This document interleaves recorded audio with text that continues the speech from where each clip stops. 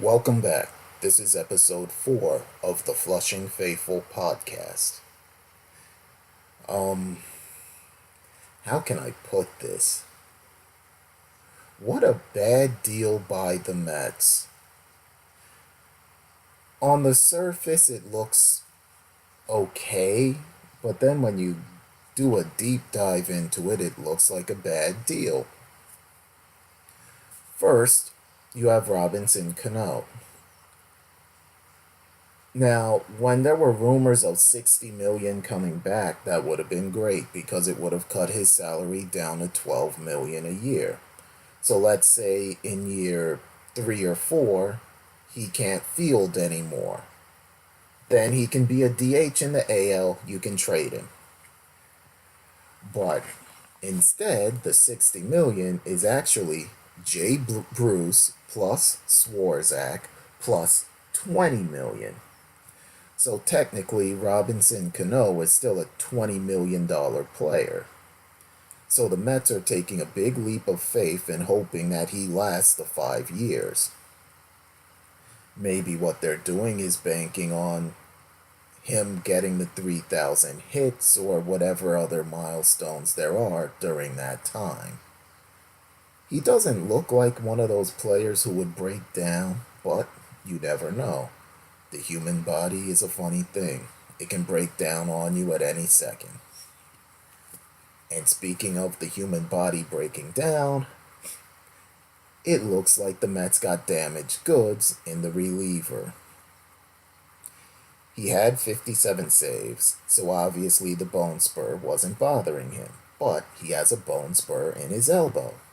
Same injury that Jacob deGrom had, same that Steven Matz had.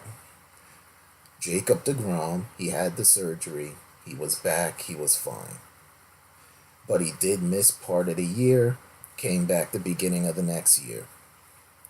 Steven Matz had the surgery, and he didn't look right for almost a full year.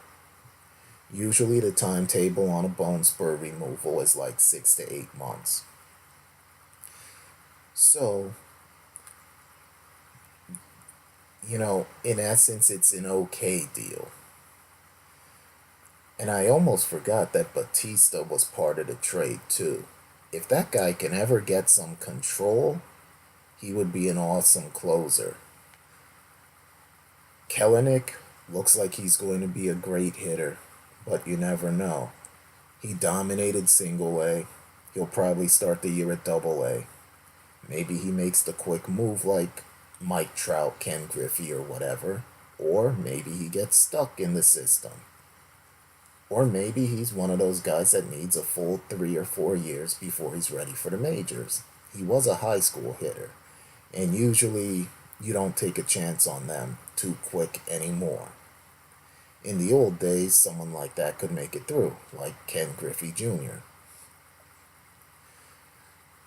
And since he's going to Seattle, they're more likely to give him a chance since they're a rebuilding team.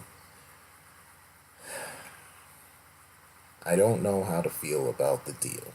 I think it's a bad one in terms of what was given up, but Dunn doesn't have the highest of ceilings.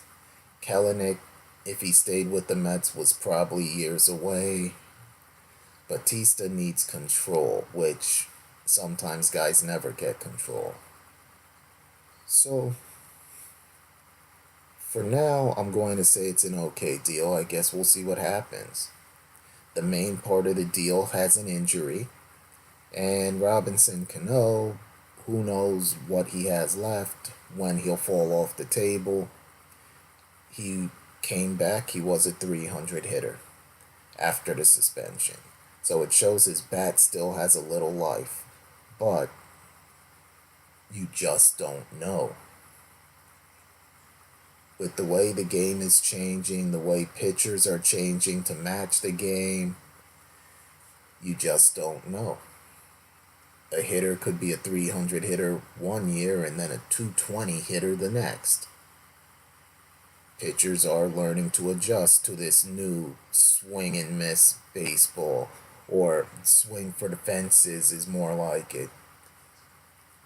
which Robinson Cano doesn't do, and in City Field, it's a good thing he wouldn't, because that's not the place to do it. But we will see. I just don't know where to stand on this deal anymore.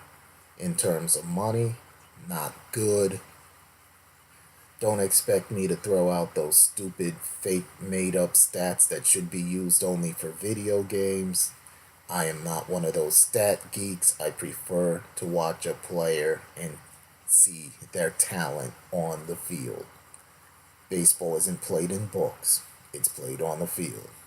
And hopefully, Robinson Cano and Diaz stay on the field for the duration of, well, Cano's contract, which is 5 years. Diaz is under control for 4.